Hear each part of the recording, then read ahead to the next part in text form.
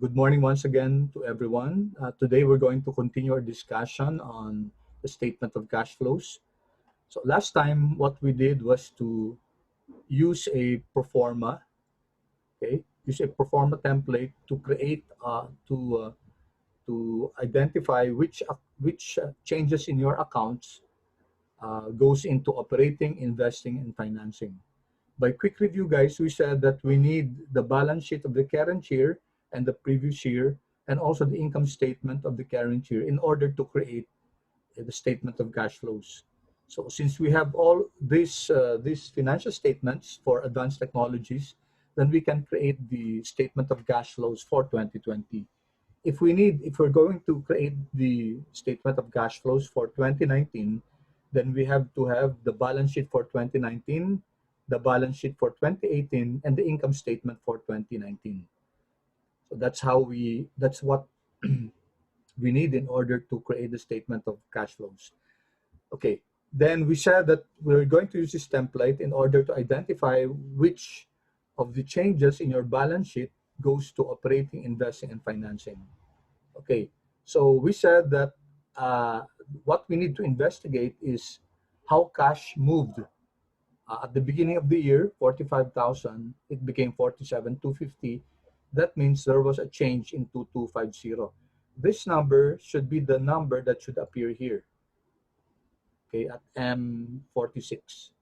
Okay, if there's a discrepancy, then it means that we need to investigate further and see where what's lacking or what's wrong in our analysis. Okay, so let me just engage the my digital pad.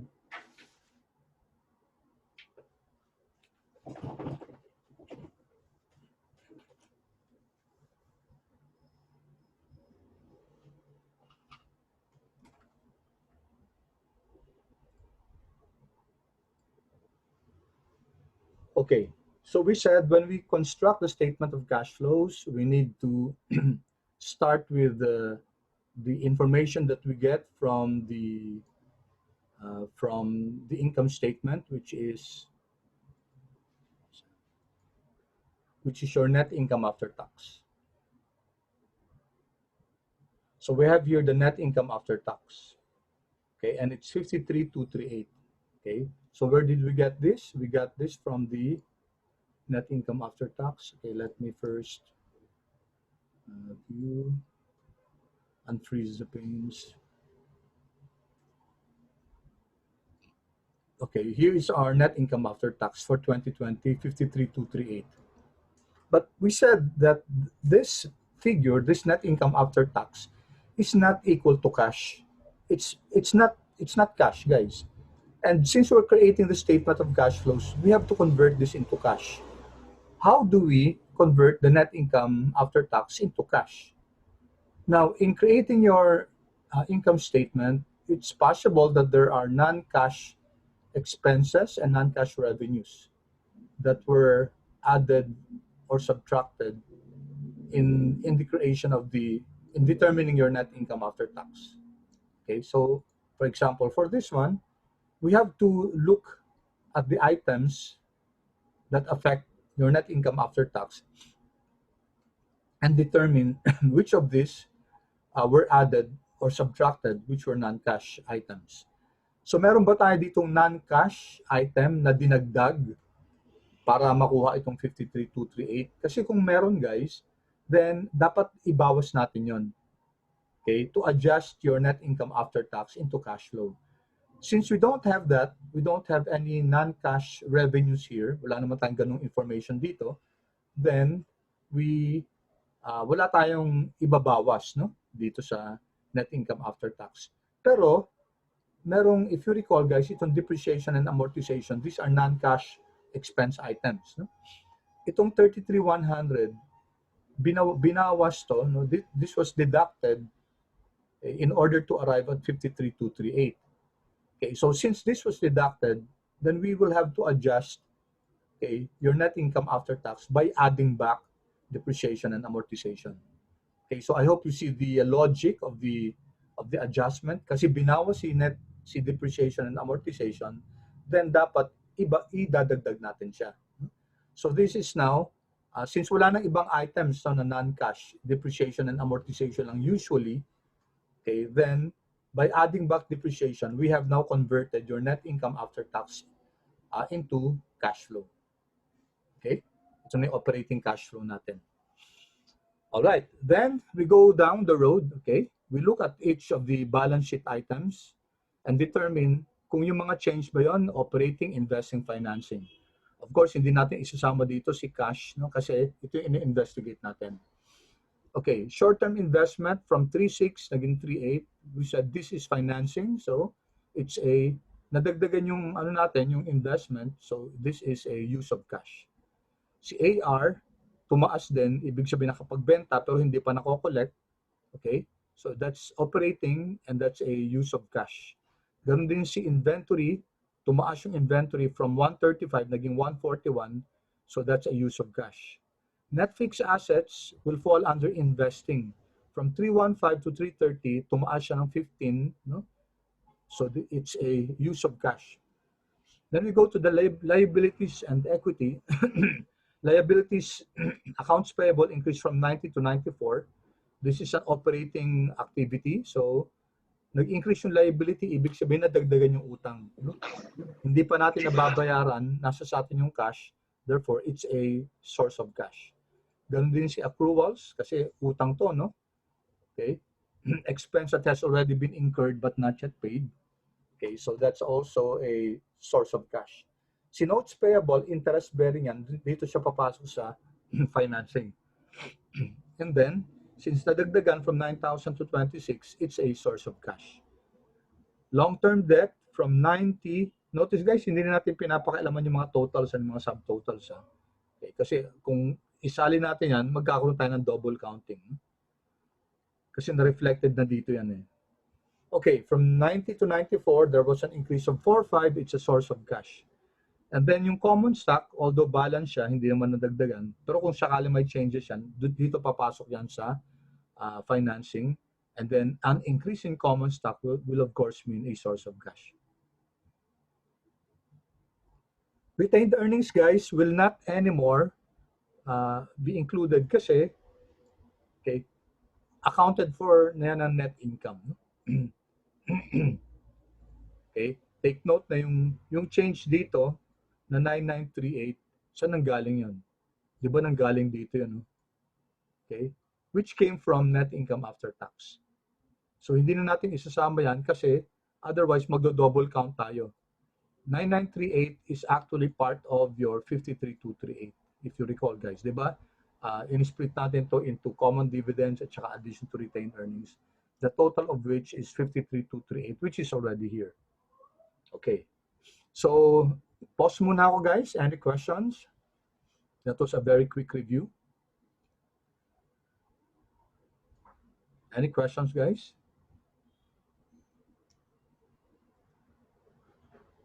Okay. No questions? Okay. Let me rephrase my question. Clear ba so far yung up to that portion, guys? Clear ba tayo so far? Yeah. Thank you. How about the rest, guys? Thank you, Roy. Yung iba, pakichat na lang please kung yes. My question is, so far cleared ba tayo dun sa up to that point ng statement of cash flows natin? Okay, thank you, Kai. Thank you. Okay, Hans, Nina, Pauline, Jedrick. Salamat. Sophia, salamat. Okay. Sana guys participate kayo by even answering questions like that, no? I'll really appreciate it kung nakikita ko na lahat nagpa-participate kasi kahit yung pag-answer ng yes or no lang kasi that means that you're there, no? You're there, you're listening and you're aware with what's happening in our class. Okay, wala nang mag-yes, guys. That's not even 1/3 of the full class. Ulitin ko yung question ko, guys. So far ba, up to that point, yung we placed yung operating, investing, and financing. Okay, thank you. Yan. Salamat, guys. Salamat. Appreciate ko talaga yung ganyan, no? Kahit na simple yes or no lang. Kasi it tells me that you're there, no? You're there. To tell you frankly, guys, minsan mahirap din sa isang mentor, isang coach na katulad ko, na for example, I'm delivering the lessons, tapos, let's say, hindi naman kayo, no? Pero kunyari lang, example lang, no? Hindi nakikinig o ano, it's really also difficult for me. So I really appreciate, I once in a while shoot in questions, hoping that you'll respond, you'll answer, because it tells me that you're there. And I feel a lot of gratitude for you answering those simple questions, kahit yes or no lang. Kaya salamat everybody. Thank you so much. All right, i-summarize lang natin guys kasi there was a confusion last time, no? Kasi parang hindi natin alam kung ano ba to, source of cash or use of cash. Okay, so the best way to do this, the best way to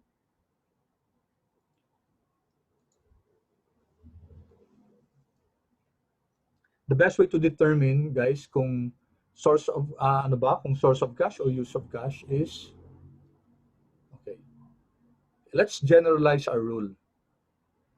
Actually, isang rule lang kailangan nyo, guys.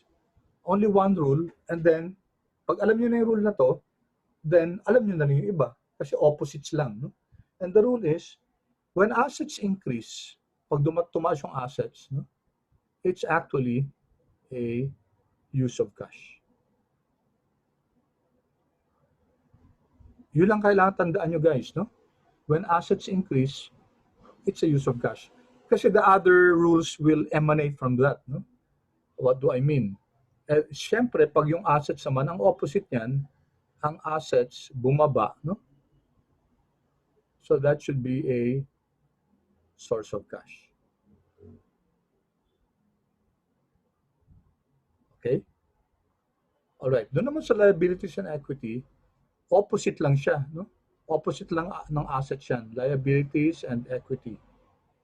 So ibig sabihin, if liabilities and equity increases, pag assets increase, di ba? So opposite lang siya ng effect sa assets. So this will be equal to source of cash. Source of cash. Alright? Therefore, guys, yung opposite niya, liabilities and equity, they decrease. Okay, so alam na natin yan, no? Kasi opposite lang yan ng pag nag-increase yung liabilities and equity. Okay, so this is just a general rule, no? In fact, pag ito lang guys ang ano nyo, okay, isa na yung ito lang kailangan naman natin malaman ito. Pag assets increase, guys, then it's a use of cash. The rest will just follow from this general rule. Okay? So, pause muna ako. Any questions about this general rule, guys? So, pag dito, guys, hindi na tayo magkakamali kung source of cash yan o use of cash. Tumaas ang assets. Okay? Balik tayo dito. AR, asset yan, tumaas. Use of cash. Inventory, fixed assets, no? Tumaas yung mga yan, use of cash yan. Ganon din si short-term investment, use of cash. Liability tumaas, source of cash. Okay? Pag liabilities bumaba, ibig sabihin nagbayad, that's a use of cash. Okay, paki-chat nga guys kung clear yung yung general rule. Pag when assets increase, then it should be a use of cash. Is it clear, guys? Thank you. All right, good. Salamat salamat. Thank you for heeding my request to answer and participate even in this manner. Okay. All right, so let's now, thank you so much for your answers. Okay, now let's analyze this further. Okay, thank you, Theo. Okay guys, pag may mga question, raise hands o kaya feel free to interrupt me and shoot your question. Mas maganda guys, tinatanong natin kung sakali may unclear dun sa sinabi ko. No? Okay, when we added operating, okay, so this tells us that operating provided cash. Kasi positive to, no? So there was a source of cash, net source of cash, 72,838. Si financing naman, si investing, net use of cash, 15,750. Financing, net source of cash, 21,562. However, guys, ang total natin, pag inad natin to 78,650. So, ibig sabihin, net na cash, additional cash was provided 78,650. However, yung difference natin dito, 2250 lang. Di ba?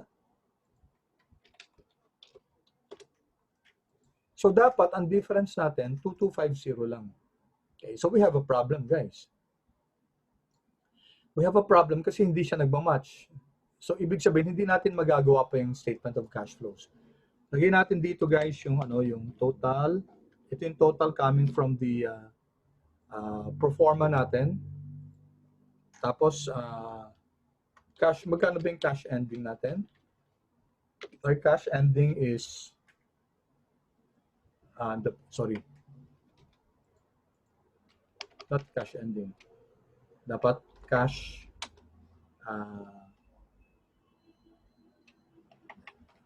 change in cash. Change sa cash, no? And then the change in cash is, ito yon, no? Yung difference ng dalawa, 2250. Okay? So we have a variance, a difference of this minus this. Oops. 76,400. We have to account for this. Bakit 76,400? Dapat 2250 lang to. Dapat ang variance na 0. Dapat pareho yan, guys. Okay. So let me lead you to one of the things that we need to adjust. Okay, let's go back to our income statement. Okay, di ba nagsimula tayo dito sa 53,238? Yan. Okay. Okay, take a look at the income statement. Is there an item here in the income statement which we have not yet included in our template for statement of cash flows? Okay, I'll give you a few seconds. Look at the income statement, no? Ay, meron bang diyan? Meron ba tayong yung hindi pa nasasama? It involves cash, dapat it involves cash, tapos hindi pa natin nare-reflect dito. So dapat ma-reflect natin dito 'yon. Okay, take a look carefully at the income statement, guys.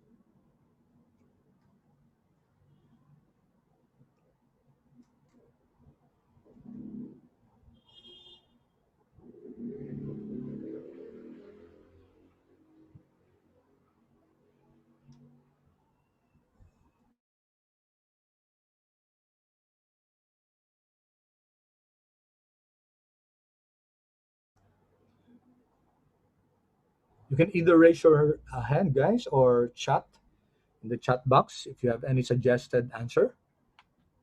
Okay, again, I'd like to encourage you guys to really participate. Yan. Sige, tingnan natin na may sales. Thank you, Roy, no? Sales.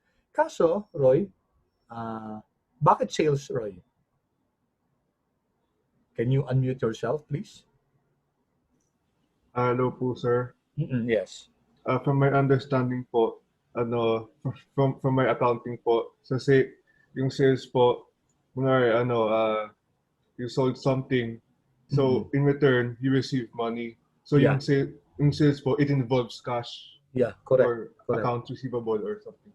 Okay. Thank you so much, Roy, for that answer. You're correct. Sales involves cash. Okay? Pero, di ba, nagsimula tayo sa sales dito. Tapos, nagbawas tayo mga expenses, interest, tax, to arrive at this. Okay, saan nagaling net income after tax natin? Di ba sa sales? Right? So, whatever we got here emanated from your sales here. Ibig sabihin, guys, na-consider na natin tong sales. Di ba? Okay? Na-consider natin tong sales. But thank you, Roy, for that answer. I do appreciate you participating. Okay, yun nga lang, clarify natin na yung 53,238, no? Itong figure na to, it came from this one, from 945. Binawas-bawasan na lang natin yan hanggang nag-arrive tayo dito sa 53,238. Ibig sabihin, guys, this is based on the sales of 94,500. Okay, so reflected na yan. No? Sales is already part of this. Okay, binawasan na lang natin yung mga non-cash, yung mga cash at saka non-cash expenses. So again, guys, let's try another answer. But thank you so much, Roy. No? What is it in the income statement na hindi pa natin nare-reflect dito? Kaya siguro sobra tong ano natin, sobra tong answer natin kasi dapat 2,250 lang siya. Any other guess? Any other suggestion, guys? Okay, thank you. So, Khalil, cash or non-cash? Let's just see kung ano, kung whatever answer you come up with. Let me ask my question again. Ha? So, ang tanong ko, guys, ano dito sa income statement for 2020 ang hindi pa natin nare-reflect dito? Kaya mali yung answer natin. Dapat kasama yan dyan kasi otherwise talagang hindi natin makukuha yung answer natin. Okay, thank you Khalil. Khalil, kindly please share your answer to your classmates. Okay, thank you. Thank you Khalil. Okay, depreciation and amortization. Kaso di ba si depreciation and amortization andito na siya? Okay, nasa template na natin siya. Okay. Right? Di ba, how did we arrive at 72,838? Okay, sinama natin si depreciation and amortization. Okay, so accounted na si depreciation and amortization. Kaya nga nakuha natin tong 78,650. Okay, which is wrong, sabi natin. Kasi dapat 2250 yan. So ano pa kaya, guys? There's something in that income statement. Andiyan yan, guys. Nakasulat yan dyan. No? It's there. Which has not yet been reflected here. Kaya anong nangyari, guys? Overstated yung ano natin, yung net cash flow natin. Dapat 2250 lang to, 78,650 lumalabas, no? Ibig sabihin, dapat bawasan pa natin. Okay, kasi sobra tayo eh. Sobra tayo ng how much? 76,000, no? 76,400. So is there any item in the income statement, okay, na dapat ipasok natin dito, isama natin dito? Kasi hindi pa napapasok yan. I'll give you a few more seconds, guys. Sige, tingnan nyo, guys. Okay, clue, guys. Take a look at the whole income statement. Tingnan nyo yung buong income statement. Andyan yan, guys. It's there.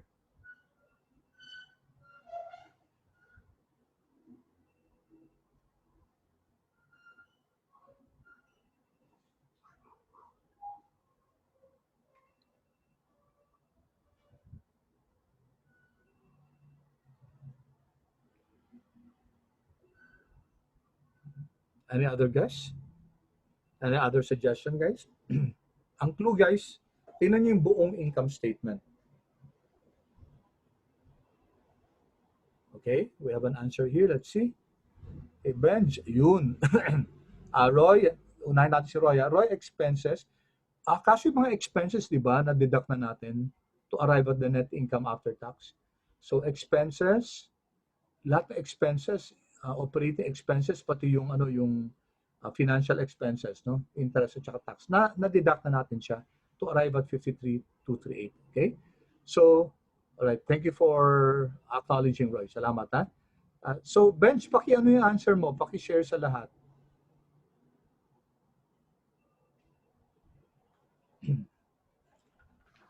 Dividends po, sir. Oo, paki-chat mo na lang. Sige, kasi chinat mo dito para makita para may record yung iba na ano. Ayan, okay. Alright, Benj suggests dividends. Okay. Paki-explain nga, Benj, kung bakit dividends.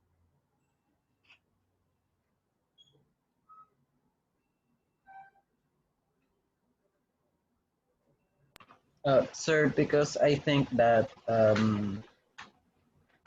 should be recognized that most of the money, most of the earnings has already been distributed to other shareholders, and that gave a huge loss on our 76,000. Okay. All right. So yeah, thank you, Benj. No? Thank you, Benj.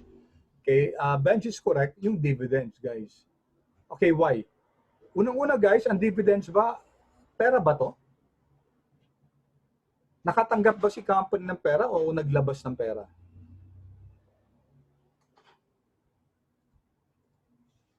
Okay, naglabas ng pera. Thank you, Teo. Naglabas ng pera yan, guys. So, cash yan, di ba? Thank you, Roy. Cash yan. Cash inflow. Source of cash yan o use of cash? Source of cash or use of cash? Correct. Tama. Use of cash yan, no? Use of cash. Question. Na-reflect na ba dito yun sa pro forma natin? Has it been reflected in our pro forma statement of cash flows dito? Na-reflect na ba siya, guys?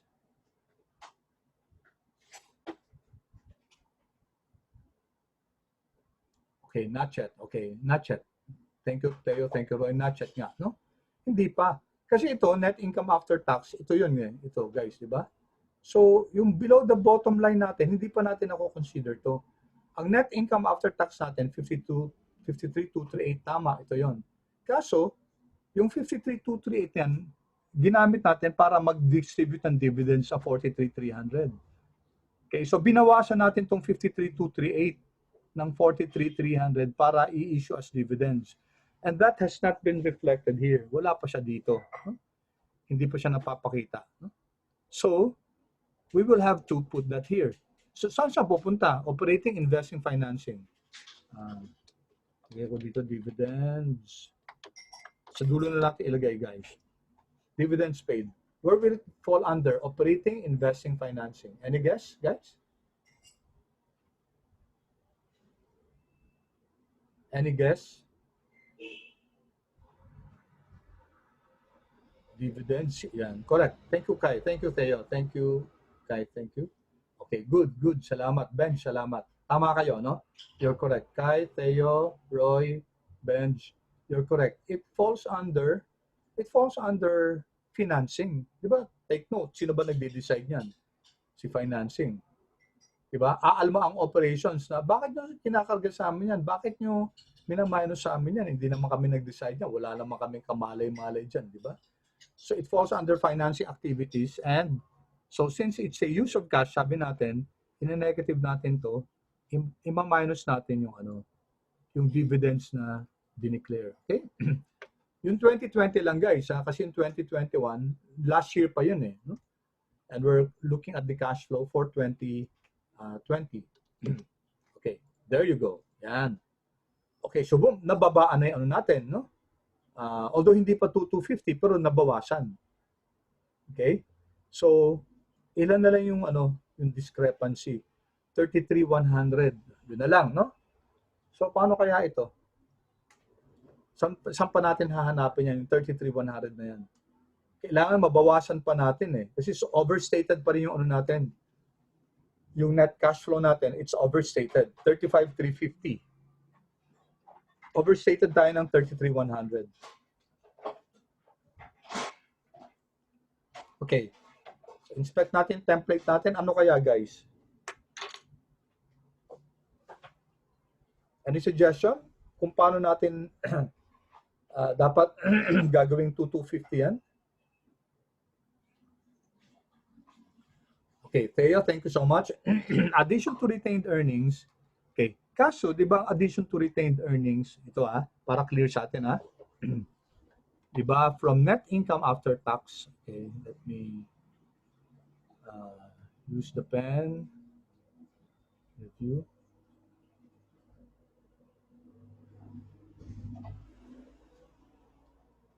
Hindi ko ma-access yung, okay, illustrate lang natin para clear tayo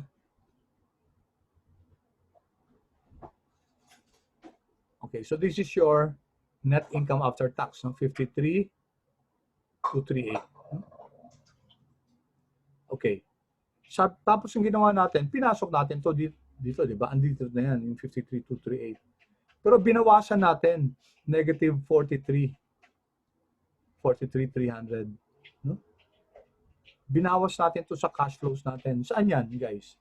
Saan natin to binawas? Saan natin binawas, guys? Di ba ito? No? Di ba?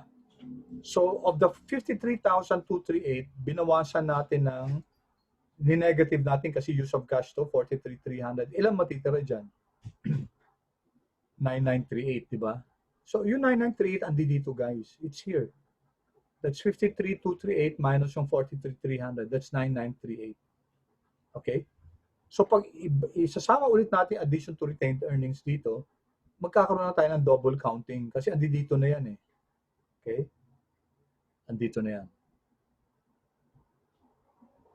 Alright? Clear sa'yo? Did that answer your question? Okay, good, good. Thank you so much, Tayo, for asking that question. No? That's very good. A very relevant, very important question. I was really hoping that one of you will ask that. And that's good. And you asked it. Thank you so much. Okay, so, ano pa guys? Ito, 33,100. Wala ba kayo nanonotice dun sa template natin? 33,100 to. Do you notice something here?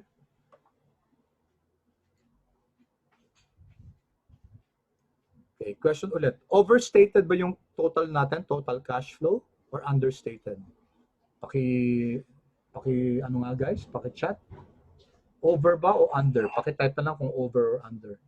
So far kasi 35 tayo, 35,350. So is this over or understated? Type chat na lang over or under. Okay, thank you.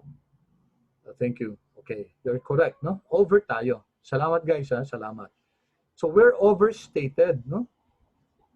Overstated tayo kasi dapat 2,250 lang yan, no? I hope I'm almost sounding like a broken record, inuulit-ulit ko.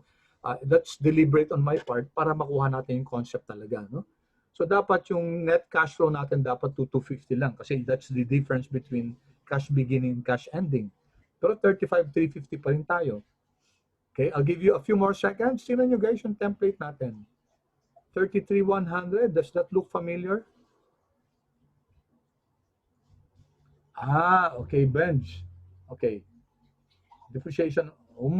Yes, that's a good question. Okay, so same amount, yeah? So, pinapoint out ni Theo, ni Benj, at saka ni Roy na it's the same amount as the depreciation and amortization. Diba? 33,100 to. Tapos ito, 33,100. Tapos sinasuggest nga ni Benj, overstated yung 33,100. So what do you suggest we do with this 33,100, guys? Any suggestions kung ano gagawin natin dito? Okay, remove. Thank you, Theo. Okay? Remove. Okay, so, kasi ito guys yung overstated tayo ng 33,100. Pag i-remove natin to, what happened now? Uy, ano na, 2,250 na. Okay? Guys, so wala na tayong variance. So, question, okay na tayo? Solve na tayo, guys? Solve na tayo? 2,250, pareho na sa 2,250. Right, guys? Yan, good. Good. Okay, so we're done, guys. So, ano na natin tong statement of cash flows natin. Po-formalize natin. But let's have a quick review, guys. A very quick review lang. Sabi natin, saan nagsisimula yung ano natin, yung statement of cash flows? Unang-una definition, it determines the sources and uses of cash from operating, investing, financing for a particular, for a specific period of time. No? So kailangan ilalagay natin operating, investing, financing. Saan tayo magsisimula, guys? Oo nga, sabi ni Roy, why was depreciation and amortization in the template to begin with? Nice question. Yeah, bakit ilalagay natin, di ba? You're correct. So dapat hindi linagay, no? Kasi mag-overstate tayo ng ng cash flow natin. Okay? Good question, Roy. Thank you so much. Okay? I hope did that answer your question?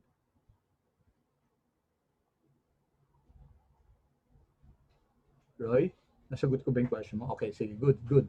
Okay, review lang, quick review guys ha, para matapos na natin itong statement of cash flows na to. Okay? So, We always start with the net income after tax. Yan, 53,238. Pinasok natin. Okay, quick questions lang guys. I hope rapid yung mga sagot natin. Is net income after tax equal to cash? Yes or no, please? Yes or no? Is net income, is the value here equal to cash? 53,238. Yes or no, please answer. Okay, I hope everybody answers, guys. No, no, no, no. Yan, good, good. Very good, guys. Very good. I'm happy kasi alam nyo na, no, na hindi cash yan. So, ang problema natin, guys, pinapasok natin siya sa statement of cash flows, di ba? Okay? So, may problema tayo kasi hindi naman cash to eh. So, what do we have to do? We have to convert this. We have to convert net income after tax into cash. Paano natin i-convert? Ang mga tanong, may mga non-cash items ba dito na dinagdag o binawas? Kasi kung meron, kung dinagdag man yun, dapat ibabawas natin. Kung binawas man yun, dapat idadagdag, i-add back natin. Okay, back to my question. Are there non-cash items here in your income statement that were either added or subtracted? Meron ba? Oh, quick answer, guys. Quick answer. Come on, come on. Kaya natin to. I'm excited to see your answers. Meron ba? Were there items in the income statement that were either added or subtracted? Okay, which were non-cash and thus should be adjusted? Meron ba?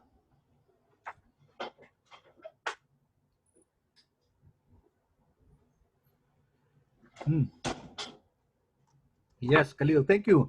Si Khalil lang. Yung iba, guys. I'd like to hear your answers, guys. I'd like to read your answers. Kai, thank you. Yes. Okay. Okay.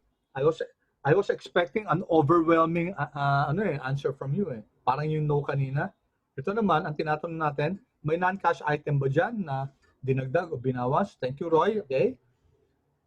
Apat na, Joanna. Okay. Thank you, guys. 5 na, Sofia, Phoebe. Yes.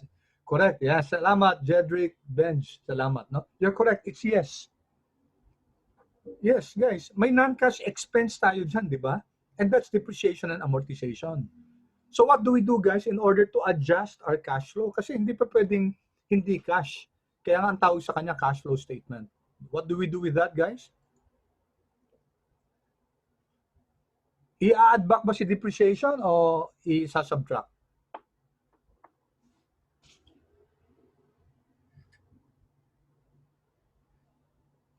Add ba o subtract si depreciation? Subtract? Bakit subtract? Kasi sinubtract natin dito, di ba? To arrive at net income after tax. Eh kaso non-cash yan. Okay, so let's see. It should not be taken into account. Okay, magandang discussion to, no? Kasi, okay, ulitin ko yung concept ha. Net income after tax is non-cash. Hindi cash yan, guys. Bakit? Kasi doon sa mga income statement natin, may mga binawas tayo o dinagdag na hindi naman cash. And if we subtracted it, it should be added back. If we added it, it should be subtracted in order to convert your net income after tax into cash flow. Okay? Hindi pa pwede natin tanggapin, guys, yung net income after tax na cash kasi hindi naman siya cash eh. Unless walang depreciation, unless walang ibang items na na hindi non-cash. But in our case, as is usually the case, may depreciation expense. Okay.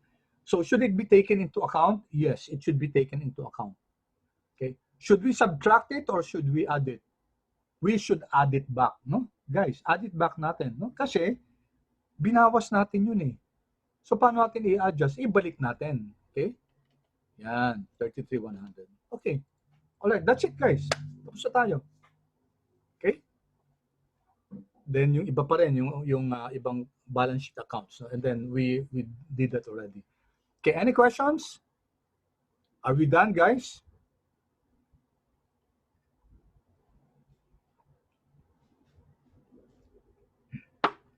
Are we done? Theo? Ay, no. Wait. Ay, shucks. Bumalik pala tayo dito, ano? Hala, wait. Sorry, guys, ha? Bumalik tayo dito. Overstated na naman tayo. Ilan yung overstated? 33,100. Ano kaya dito? Itong depreciation and amortization, no? Na-overstate tayo, no? Okay, so dapat ano gagawin natin dito? Remove. Okay.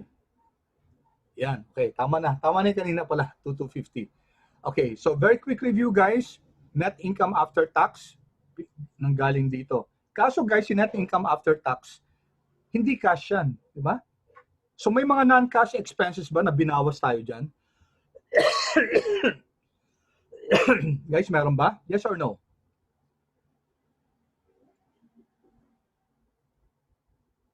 Guys, meron ba tayong binawas dito na dapat i-add back natin? Hala, nagre-refuse to answer na itong mga to. Ayaw na sumagot. Bakit, guys? Hello, guys. Hello, class. Hello, ABM12A. Bakit ayaw nyo na sumagot?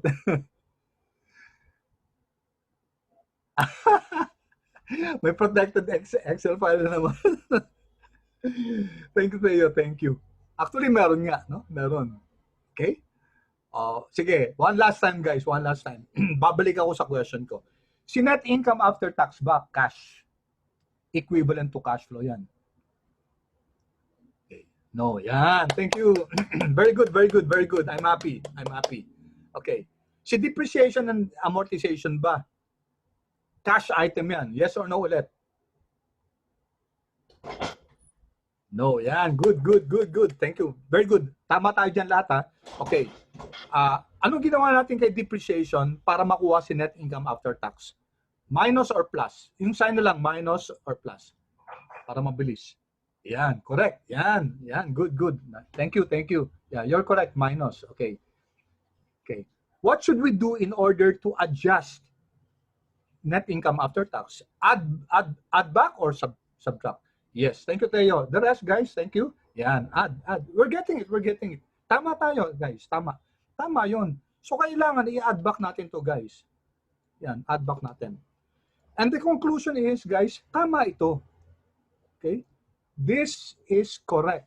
This is perfectly correct, guys. Tama yan. Okay?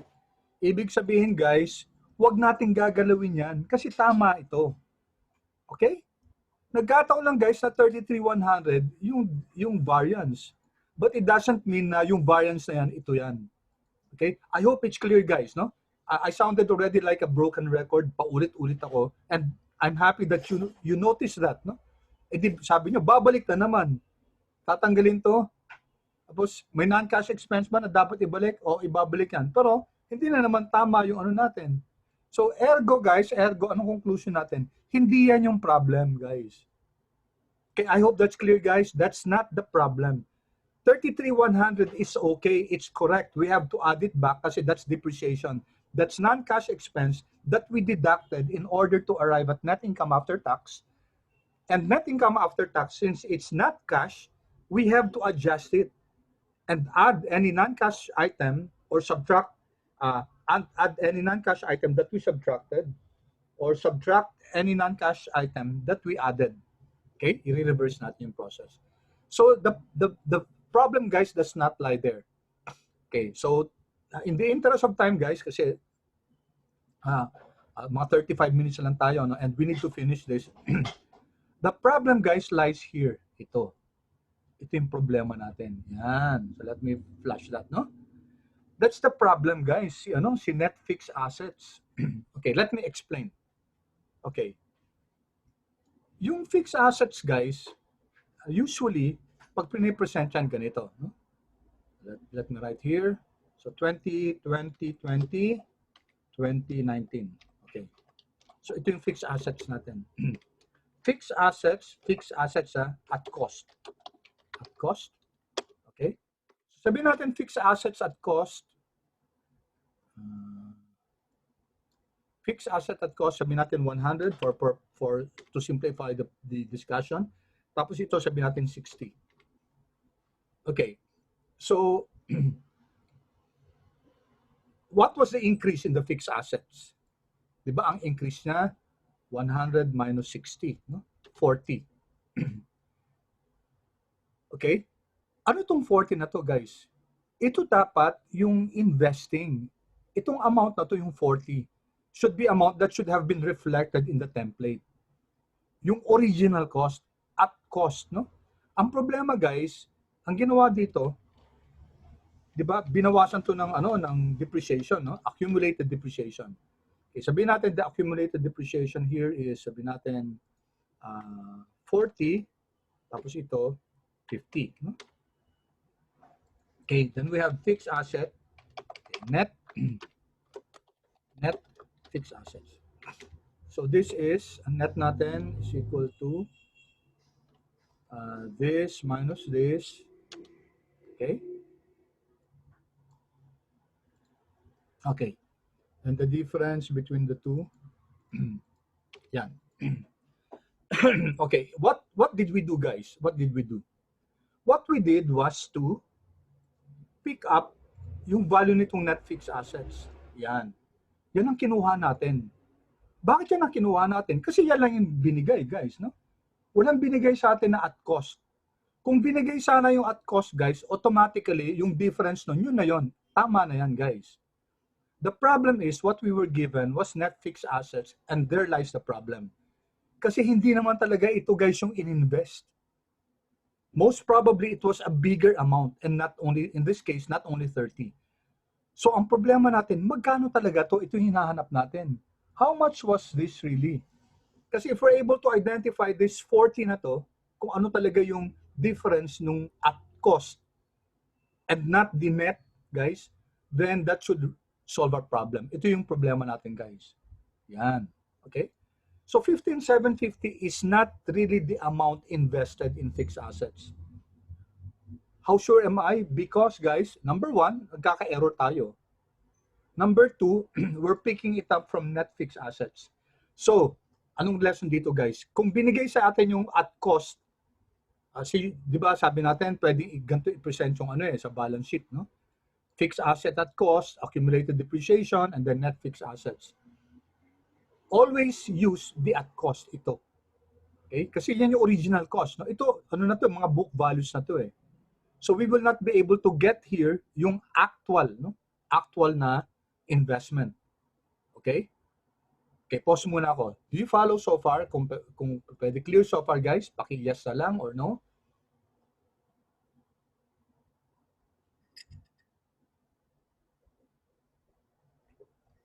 Clear so far, guys? Okay, good. Thank you, guys. Thank you. Okay, salamat ha. Salamat. So, again, ang problema natin, yung net fixed assets ang binigay sa atin. Wala tayong at cost, no? So, we will have a problem. Thank you, Jasper. Thank you. All right. Thank you all for answering. No? All right. So, we have to solve this. A good thing, guys, pwede natin gamitin tong beginning net fixed assets, ending net fixed assets in order to determine how much was acquired, no? Acquisition. Okay, so andito tayo, no? I'm going to show you how to compute for the how much was really invested in fixed assets. So we have fixed assets. So ano to, no? Net fixed assets to, no? Gagamitin natin si net fixed assets beginning, tapos net fixed assets and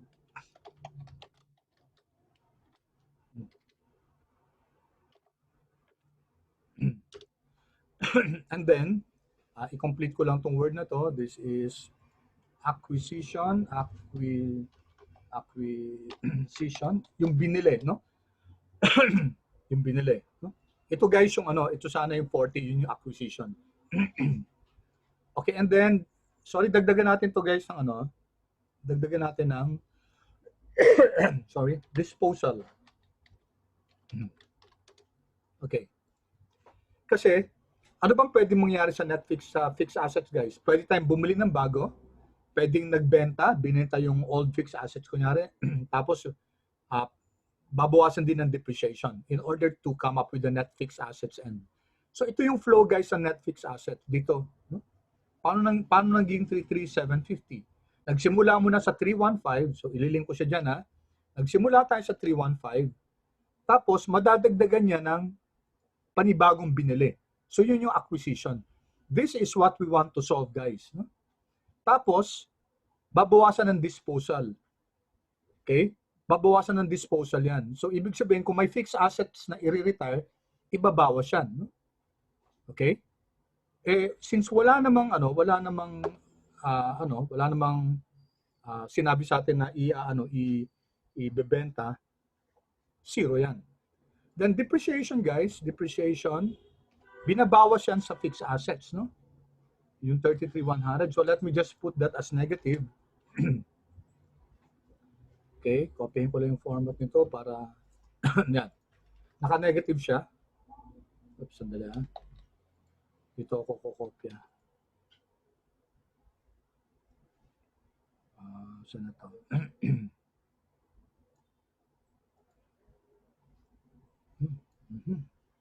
Dito na lang. Dito lang maglalagay ako negative 1. Okay, format. Ito, yan. Para mas mabilis. Okay. Alright. So, we can now compute for our fixed assets ending. Okay, how do we do this?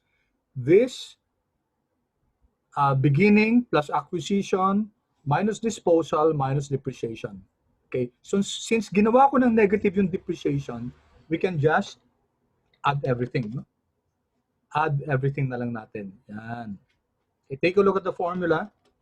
Okay, so beginning plus acquisition minus disposal minus depreciation. Since yung depreciation natin naka-negative na, then we can just add everything. No? Enter. Okay. What do you see, guys? What do you see? 281,900. Is that the correct ending balance? Yes or no, guys? Yan. Okay. Thank you. Thank you. You're correct, no? No, it's not the correct ending balance. Magkano dapat yung ending balance natin? 330,750. Yan. Ito dapat, guys, yung ending balance natin. Okay? Ending balance. So, ang tanong, guys, magkano to? Para dapat ang ending balance natin 330,750. How much was the acquisition? So that when we perform this algebra, this arithmetic, this plus this minus this minus this, or just the sum of that, which is this one, dapat 33750. Yan ang tanong. Magkano siya? Kasi pag na-solve natin yan, then okay na tayo dito. Ito yun. Okay? Any answer, guys?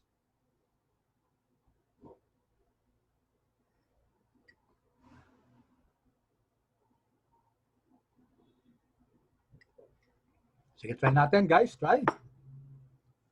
You can perform algebra there. Konting algebra.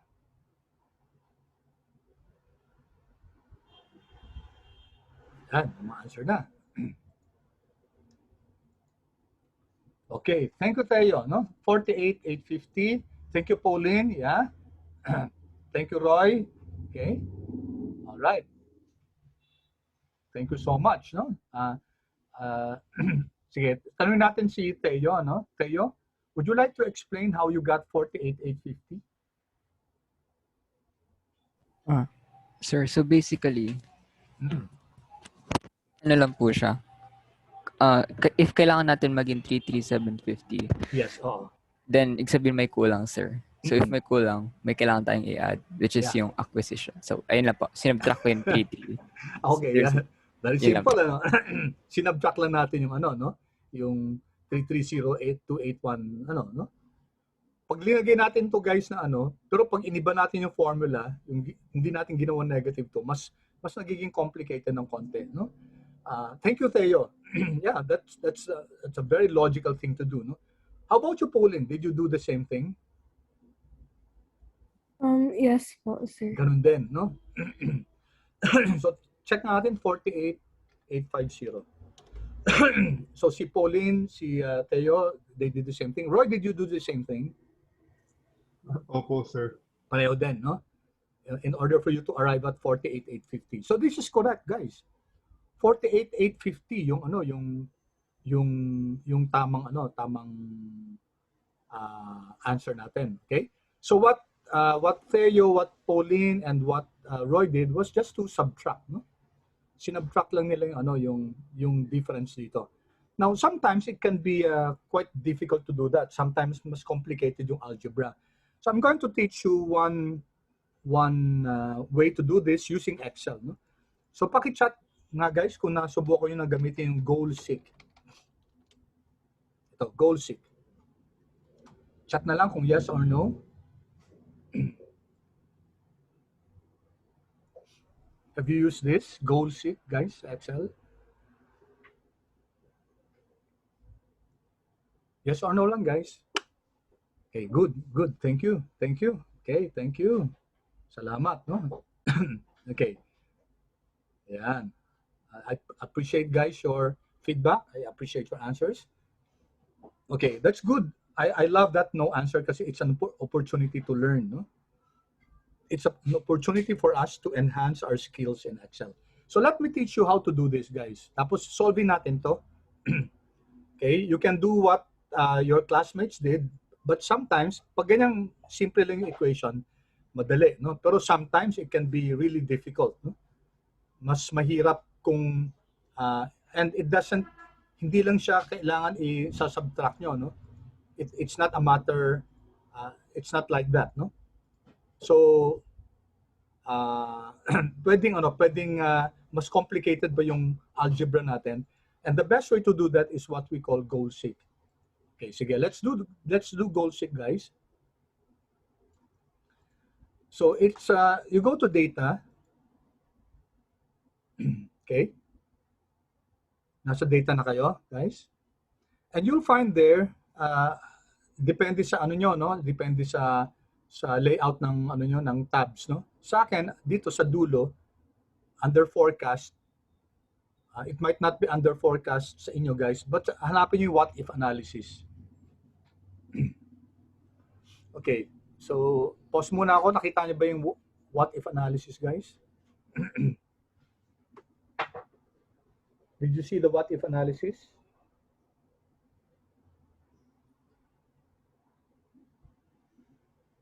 Paki-chat naman, please. Kung yes, nakita niyo yung what if analysis. Sa data, guys, and then you'll find at the right side. Sa akin, guys, nasa tab na ano, nasa forecast, no? Okay. So what if analysis? Okay, we have here tatlong sensitivity analysis tools on Excel: Scenario Manager, Goal Seek, and Data Table. Yung data table, guys, gagamitin natin in a lesson later on. And then let's go to Goal Seek. Yan. Okay, so we see here 3 parameters that we need to fill up. I just want to point out to you guys na dalawa dito yung may spreadsheet icon. Ang ibig sabihin niyan, ito, ililink dapat natin yan sa model natin, no? Ito may spreadsheet icon na to. Yung wala, kailangan ita-type natin. So this one, we cannot link to any cell. If you try, hindi nyo malilink yan. Ito, guys, pwede. So you can link it. Yan, nalilink nyo siya. Yung may spreadsheet icon. Alright, set cell. Ano yung isa-set natin? What are we going to set? What do you think, guys? Ang sinusolve natin dito yung acquisition, no? So what are we trying to set? Any guess, guys? Anong cell dapat ang isa-set natin? Set what cell? So, ang ibig sabihin niyan, guys, alam dapat natin yung value ng cell na yon. Set what cell, guys? Okay, you might, yes, okay. So that's O38. Okay, thank you, Theo, no? Ito, guys, itong O38 na to, yan. Okay, O38, yun nyo, ha? O38. Isa-set natin to what value? Set to what value?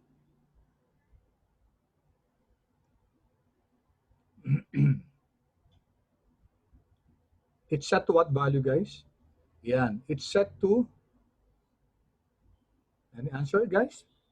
Dapat, ang sinasabi natin, dapat ito, ilan dapat to? Yan, tama. 330,750, no? Okay? So dapat, ang sabi natin, 038, tapos, remember guys, ito type natin dapat to, hindi natin pwedeng i-link to, no? So 330,750. Yan. Okay?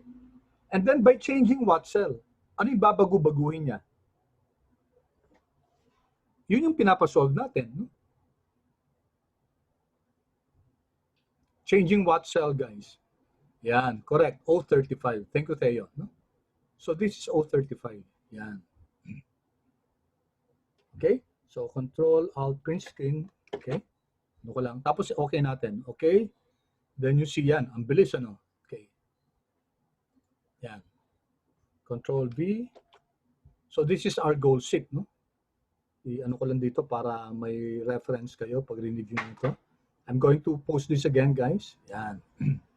So that's our goal seek. Yun ang parameters natin. Okay? So we find that indeed it's 48,850 and then tama nga yung ending balance natin. So mali yung kanina, guys, yung 15,750. It just so happened that the difference of this is 33,100, which is actually yung depreciation. Pero hindi natin tatanggalin dapat dito yan. Okay? Ang mali natin ito. Okay, pause muna ako. Any questions so far, guys? Clear ba? If you have questions, please feel free to ask them now. Clear so far, guys? Paki-chat naman, please, para may idea ako kung okay naman so far yung up to this point, guys, yung goal seek natin. Well, in a sense, coincidence, okay? Kasi yun ang naging difference ng ano ng in a sense, no? Had this been a bigger amount, then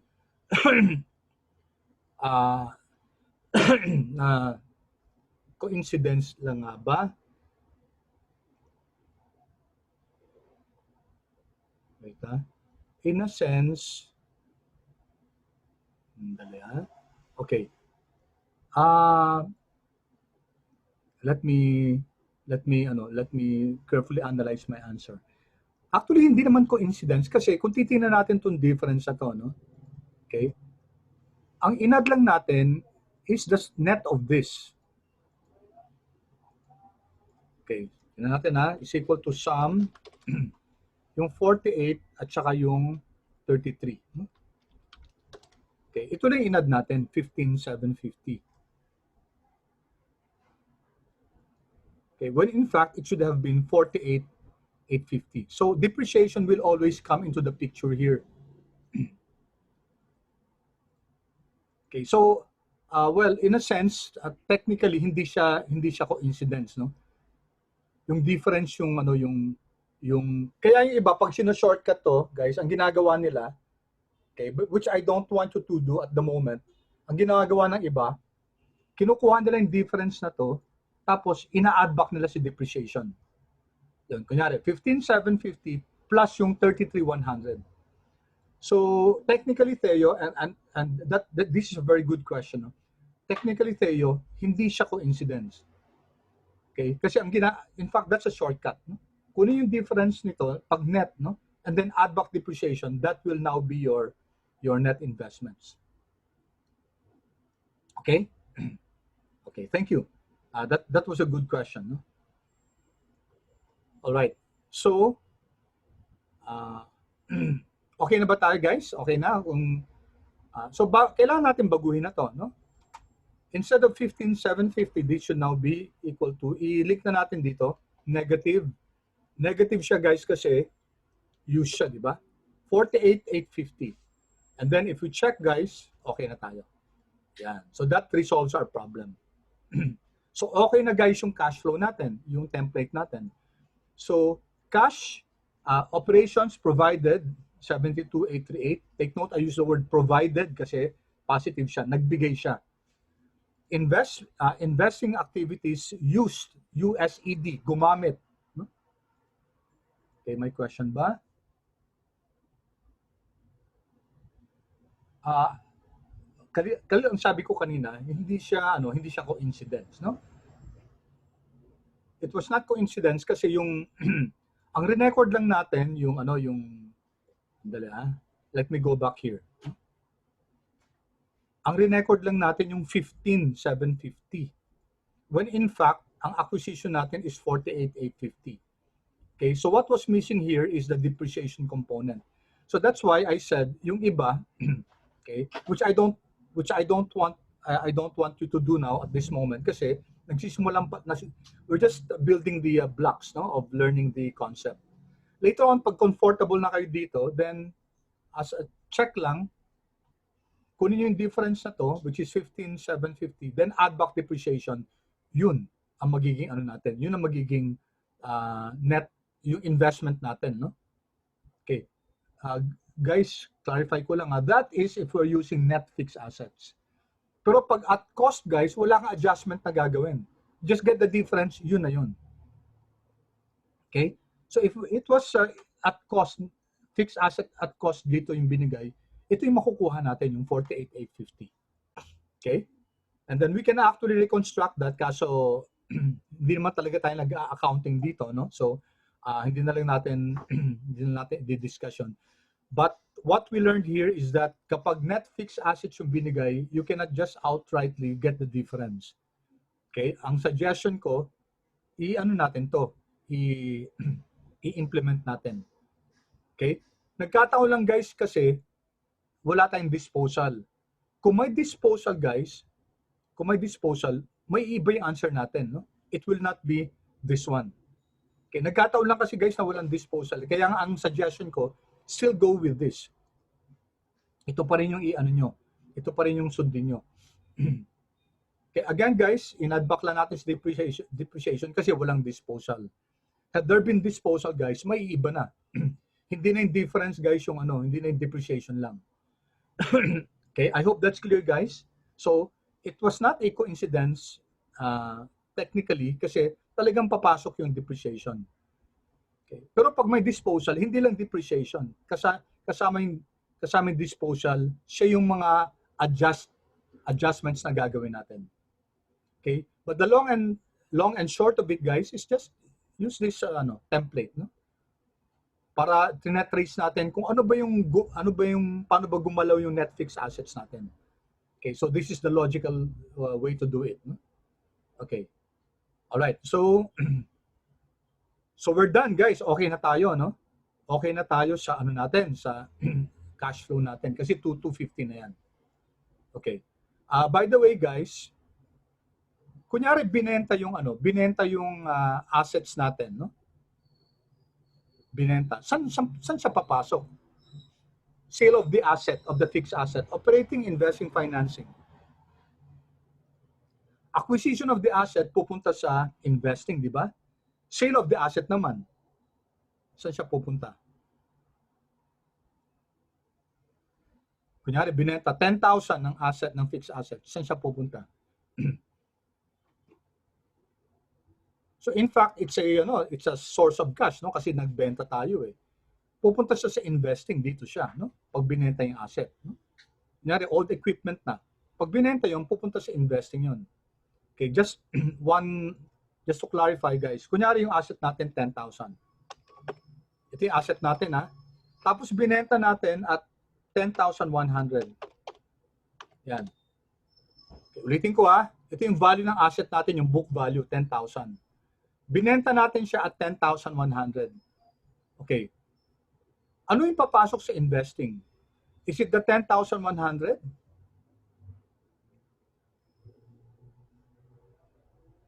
Hindi, guys, hindi. Itong 10,100 na binenta natin, may i-split yan. 10,000 pupunta dito sa investing, yung 100 na gain pupunta sa operating. Okay? Clear yung guys ha? Pag may gain in the sale of the asset, pupunta yan sa operating. Okay? Yung value ng asset mismo, pupunta siya sa investing para na-split siya. Kasi kailangan i-close tong 10,000 na to eh. Okay? How about if it was sold for 9,000 lang? Paano kung 9,000 guys? Kailangan pa rin iti-10,000 natin yung ano, yung so dito may gain, no? Gain. Dito naman may loss. Gawin natin tigwa 1,000 dito. So dito binenta yung asset at 11,000. Okay? So pag kinash flow natin yan, yung 10,000 pupunta yan sa investing and it will be a source of cash. No? So positive to kasi binenta natin asset, pumasok yung pera. So may gain tayo. Yung gain guys pupunta dito sa operating. Pag loss naman, okay, loss, binenta yung asset at a loss. Okay, so nari 9,000 lang binenta. Ano mangyayari doon? Yung 10,000 pupunta pa rin dito sa ano investing. Pero magkakaroon ng loss ng 1,000. Pupunta yan sa operating dito. Okay? Bakit 10,000 rin na-record natin? Kasi yung book value guys, naka-record yan. 10,000. So kailangan ma-close yan. Ma-close yan sa books kasi wala na yan eh, di ba? Pag linagay mo lang 9,000 dito, magkakaroon ka ng balance sa 1,000 dito. Hindi pa naka-close yung book na yon, no? Okay? So this is more of an accounting process, guys. Pero just for us to take note, kasi kailangan natin sa cash flow yan, pag may gain or sale ng loss ng asset, gain or loss in the sale of the asset, pupunta yan sa operating. Yung papasok doon sa ano sa sa investing, yung cost ng asset. Okay? Yung gain doon papasok sa operating. Alright? Clear ba yun guys? Clear? Yes or no?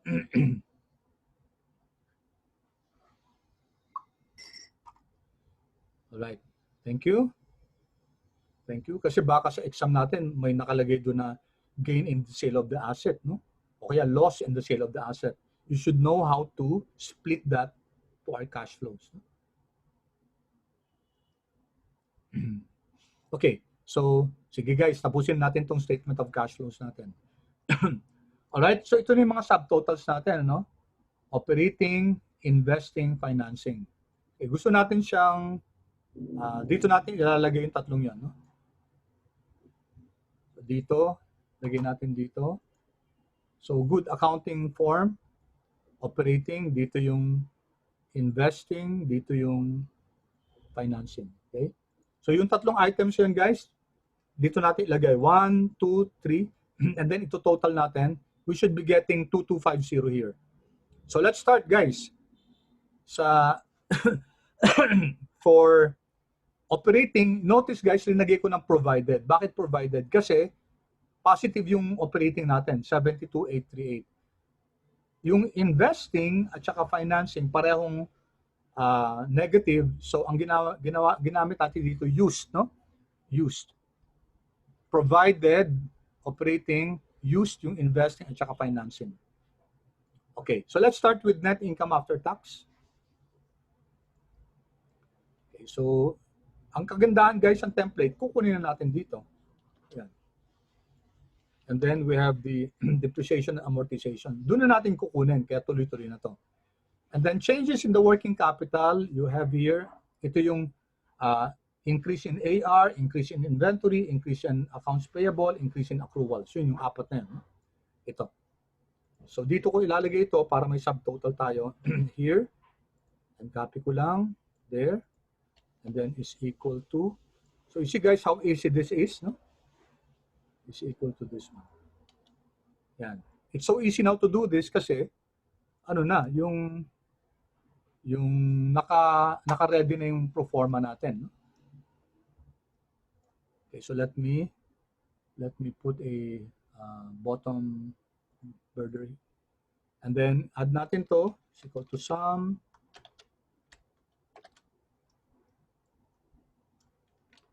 yan. Okay, then copy the format here. All right. Okay, so ang total natin sa sa operating will be the sum of these three. Yeah. Oops, ba't mali? 86. Mali ah. May kulang ba ako?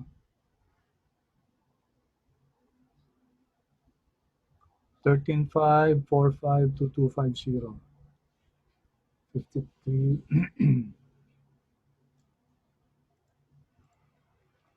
Ay, kinulang ako. 19 dapat. Yan. Okay. Tama na ba, guys? Q16 to 19. 19 to. Hindi ko nasama yung 19. Okay. There. Alright? 72,838. No? Yan. Okay, then we have investing. Investing, isa lang naman, no? Acquisition of fixed assets. So, it's equal to that one. Yun yung investing natin. And then finally, sa financing, okay, sa financing, isa, dalawa, tatlo, apat, lima. Or apat kasi hindi natin isasama to. No? We have 4 items here. So, isa lang natin, guys. Increase in short-term investments. Okay, this one. And then we have increase in notes payable. This one. Then we have increase in long-term bonds. This one. And dividends paid is 43,300. Okay. So, ang total natin sa financing, sum.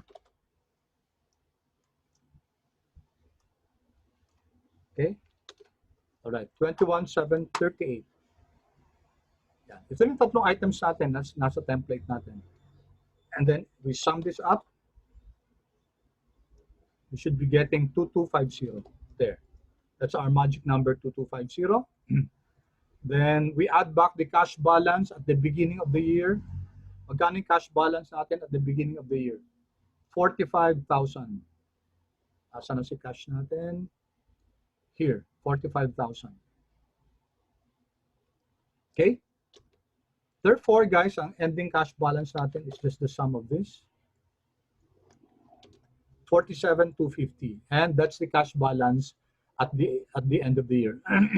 So we were able to show that indeed our cash is 47,250. And the net increase in cash is 2250. In-add back natin yung cash balance beginning to get the cash balance end. Okay? Okay, pause muna ako, guys. Is this clear, guys? May question ba? Clear ba to, guys? Yeah, good. Thank you. Yung iba, please. Okay, salamat.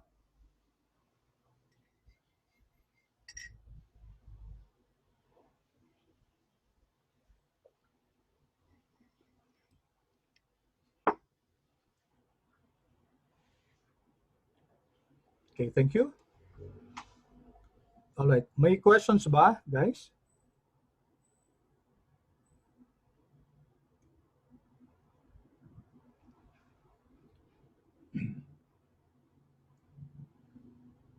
May questions ba? All right. Kung wala ng questions, guys, reminder, yung mga hindi pa na-check na attendance, kindly remain, no? Okay, so this ends, guys, our discussion on statement of cash flows. Next meeting, we're going to finish this worksheet. Okay, i-pause, stop recording ko na muna.